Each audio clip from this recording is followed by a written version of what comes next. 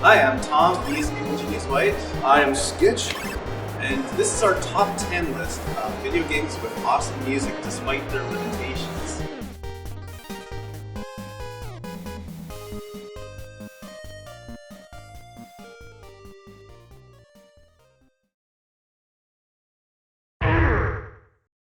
I've actually done music for a DS game, and let me tell you, the experience was kind of protracted and difficult to deal with. So I'm impressed when anyone can get the DS to sound pretty good. And so when you get a game that sounds as good as Sigma Harmonix and realize this is just the DS, it's even more remarkable. The Nintendo DS still used cartridges that ranged from only 8 megabytes to a maximum of 512 megabytes total, which meant that the music would basically have to be MIDI or mod or else really compressed MP3s. And keeping in mind it came out in the same generation as the PS3 and Xbox 360, that meant trying to do what would be standard elsewhere was nigh impossible. I have nothing but the utmost respect for folks who really knew how to push the hardware to its limits. Similar to the Super Nintendo or PS1, some of the more impressive music on this platform will come from both well-designed instrument samples and effective compositions. For this game, Misato Suzuki and Masashi Hamauzu combined their talents to not only push the limits of music on the Nintendo DS, but did so while maintaining the underlying delicacy of Hamauzu's compositions.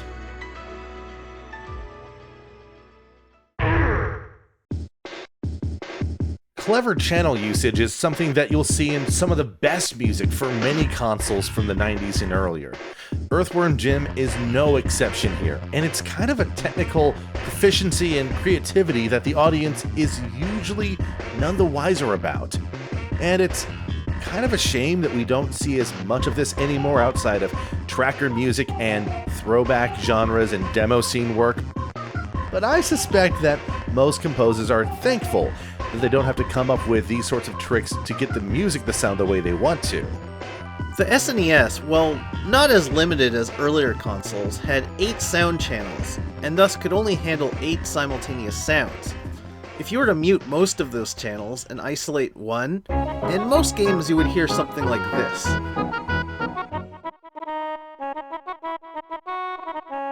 Just one isolated instrument for an extended period of time. In Earthworm Jim, it sounds like this.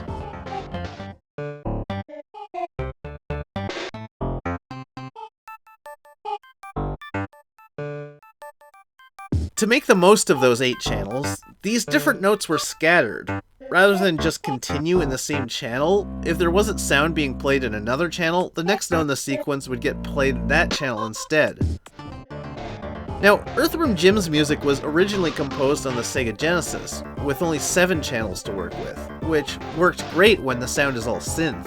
Since the SNES used samples, that created the unique problem that if a sample had any kind of reverb or a long release, it would sound unnatural if the next note abruptly cut it off. So having the next note play in a different channel instead proved to be a solution that actually worked. And it sounds fantastic.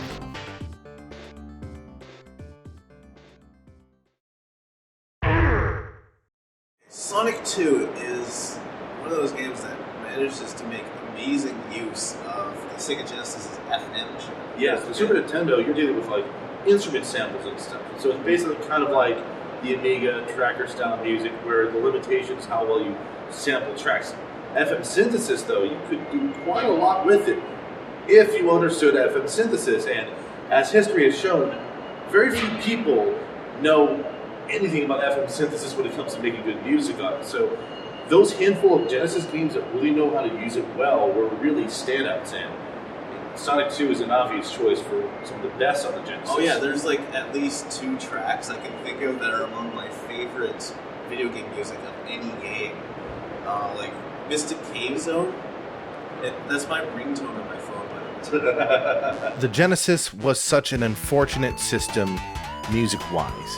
And this isn't because FM synthesis is bad or anything, but most people didn't know how to use it effectively, and relied on presets in music creation software, really bad conversions of SNES sounds, and the system just didn't sing effectively as a result.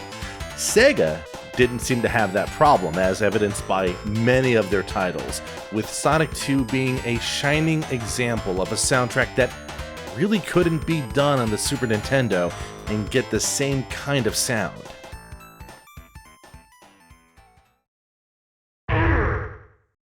The original Dragon Quest was interesting because it was so early in the game's lifespan that I think programs didn't know how to do effective channel switching for using the sound effects. And in this particular case, you go to a classical composer like Koichi Sugiyama and say, hey, we want you to write this, classical sounding music for this game, and you only have 2 channels to do it in. And so all the music, as you hear in this example, is done pretty much with a square wave channel and a triangle wave channel. And that's it.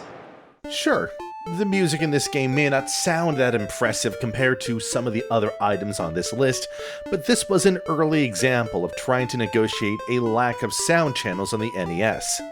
For the majority of the music in Dragon Quest, classical composer Koichi Sugiyama used only 2 of the channels on the NES to express all the musical ideas. This way, the developer still had the square wave channel and the noise channel available for all the sound effects. In addition, they never had to deal with any of the channel swapping that we hear more commonly in early computer and console games.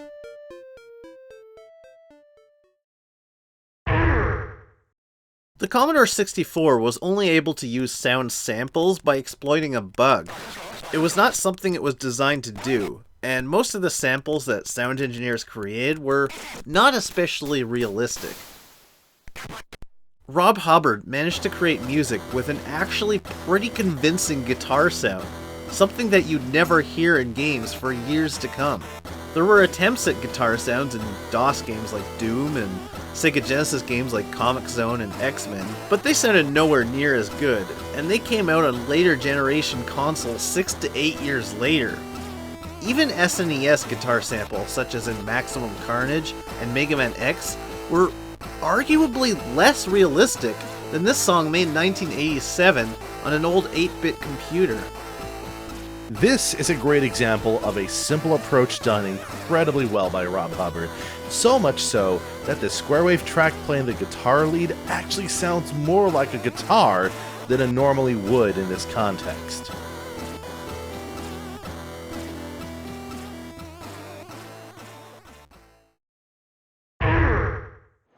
Pitfall 2. Okay, let me show you what a normal Atari 2600 game sounds like.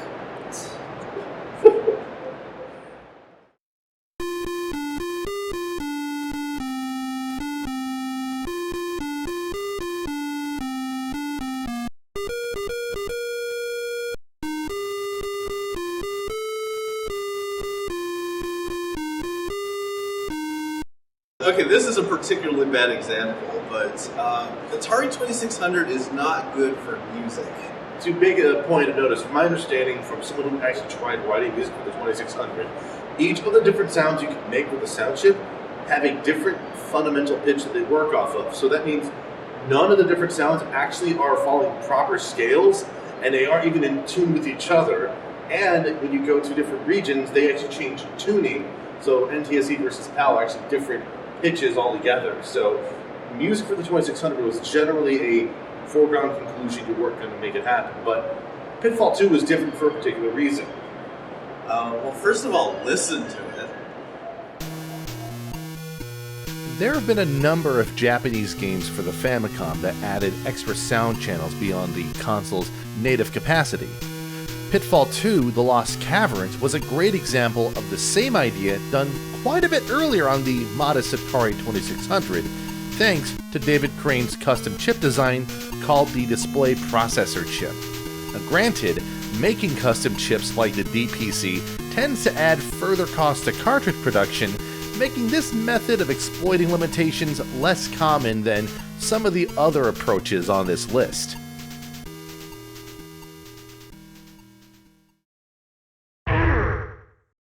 GoldenEye 007. Now, this is in the Nintendo 64 era where they actually did have pretty good technology. I think they used MP3s for a lot of.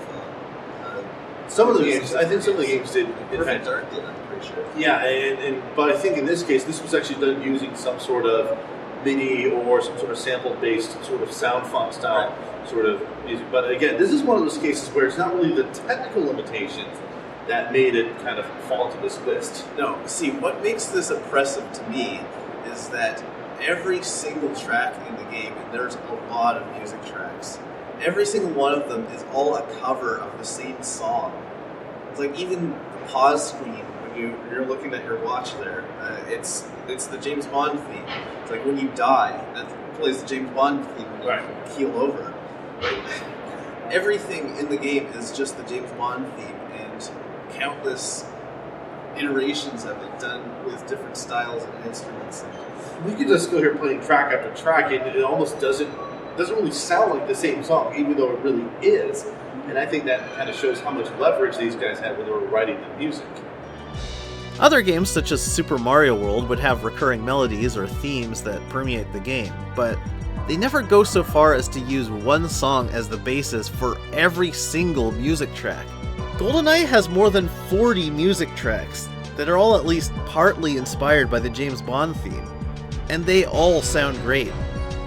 The variety of arrangements, tempos, and moods created an incredibly cohesive experience that never felt redundant.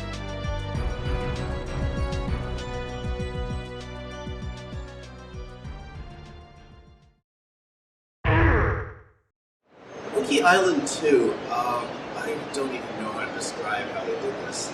They had music that was like phased from one track to another as you explored different areas of the world. Yeah, basically, Michael Land, Peter McConnell were not very happy with how music was being done for the adventure games, also Jake, because that's the three guys at LucasArts at the time. And what they endeavored to do for Monkey Island 2 was create a custom engine to arbitrarily set loop points and transition points in the MIDI files that the music was based on. And they patented this technology and called it iMuse, or Interactive Music System. So the best part about this is that if you played the original Monkey Island 2, you could be just in the first town, and just start in the town up and go into different rooms and hear the music change from track to track. I mean, just listen to this. Interactive music that is able to adapt and change on the fly based on character actions is fairly easy to pull off now with a little planning, ingenuity, and the right software. But how would you go about doing this in 1991? Try taking the system exclusive or SysEx data in the MIDI, which is normally used for things like programming patches on synthesizers, and creating a custom set of scripts that the game could interact with. Developed by Michael Land and Peter McConnell, iMuse allowed the music to seamlessly connect different themes and transitions, and even change the levels of different MIDI tracks, all while being able to react to the player's actions almost instantaneously. And of course, much like any other piece of well-implemented interactive music, when it was doing its job properly, most people didn't even notice it was happening at the time. The crazy thing to keep in mind about this is that this was back in 1991. And so this was like before we got into all the modern advances in current middleware, which allows you to do this much easily and with actual audio files instead of MIDI. Yeah, this was before Doom. Actually, I believe so, yeah. This was like, I think how old this thing was. Okay, Commando for Commodore 64, again, by Rob Hubbard. I don't know if you can tell, but I'm a huge Rob Hubbard fan. I can barely tell myself. You know, with all these old games like for NES and Commodore, I used to always say to myself, I'd love to hear this game with more realistic instruments, you know, something like someone do an exact cover of it, but with, like, say, electric guitars and the trumpets and whatnot. Right. This is one rare case where it sounds perfect the way it is, and I have heard a lot of people cover this, and no one has ever held a candle to the original. But aside from all that, first of all, it's a cover of the Commando arcade game, so right. Which is another limitation, because he wasn't just creating his own thing, he had to base it off something else. Mm-hmm. And then third, he did it all in one night. I mean, now we have at least a little bit more time to get music done for games, but geez, I cannot imagine doing the entire soundscape for a game in one night and make it sound as good as that. The Arcade Commando theme had a pretty simple melody. Pretty straightforward, sure, but Rob Hubbard only got to hear the game's music once before he had to make his own version, basically from memory. Rather than do a straight cover though, he chose to expand on it to create something in his own style. What's that? You want a theme song for your game and you need me to do it tonight? I mean, sure, I've written some music tracks pretty quick, but Rob Hubbard here just nails it out of the park. This title theme is not only technically impressive for the C64, but it's further impressive given the speed and apparent last-minute nature of its creation. I've listened to a lot of covers of this theme online, and with all the capabilities, software, and hardware we have available today, not one of them manages to sound as good as what Rob Hubbard did in one night in 1985 on a Commodore.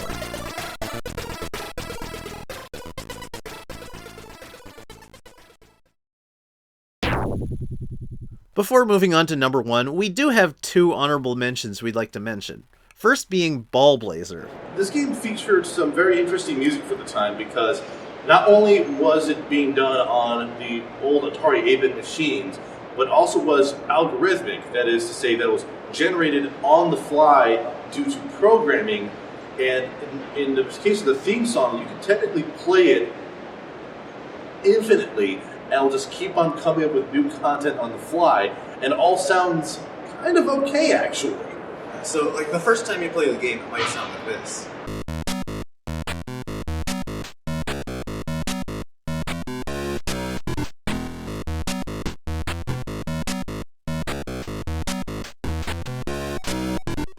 And then you play it again, And it sounds like this.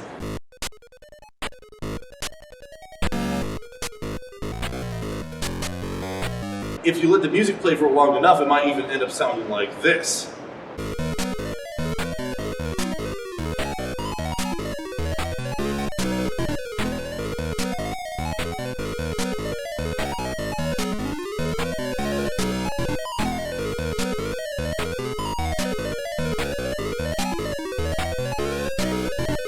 but whatever you do, don't play it this many times. Procedural and algorithmic music isn't terribly common in games even now, much less in 1984. Peter Langston coined the term riffology in how the theme of this game played out, where the melody, bassline, drums, and chords were all assembled on the fly from riffs. This was done in such a way that the theme could go on indefinitely, never really sounding exactly the same each time it's played, and it could still sound internally coherent. And as a bonus fact, Ball Blazer on the Atari 7800 was another example of an Atari game featuring extra audio channels coming from the cartridge itself.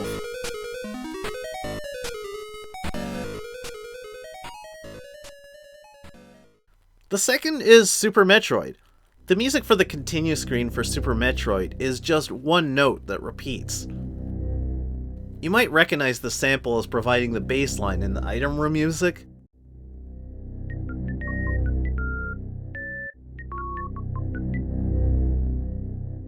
But here all the other sounds are removed down to this one tone.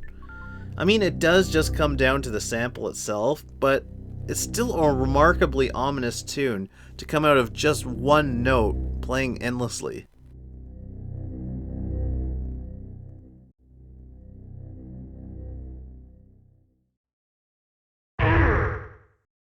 You know, I thought it was impressive when I realized that Enix was only using 2 channels for all the music of Dragon Quest, and then I come across the stuff that Tim Follin did using only 1 channel. That's right, the bass, melody, chords, all of what's going on in this piece of music is 1 channel, and it's effectively a PC speaker normally used for beeps and blips, and all normally monophonic. I listen to this music, and it's just impossible for me to fathom that this is all in one channel. it's so hard to even understand how Tim Follin did it, much less explain how he did it. He basically simulates the sound of 5 different instruments without technically playing more than one at a time, somehow. With the only major caveat being that it all has this kind of scratchy quality to it. Follin commented on how he'd love to do even more instruments at once, but that even with 5, he'd pushed the ZX Spectrum's capabilities too far. Incidentally, there's a scene for doing so-called beeper music, and there were a number of ZX Spectrum games that had this kind of music, but Agent X gets the added bonus of being written when Tim Follin was only 16 years old. That's even younger than Jeremy Soule was when he worked on Secret of Evermore back when he was 19. It's simply astonishing.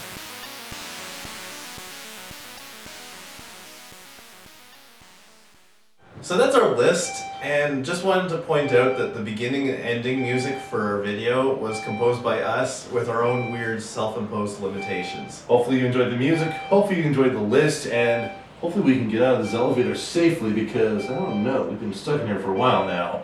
Yeah, I mean, we did at least 18 takes in here, and the elevator just hasn't stopped. Floor 1.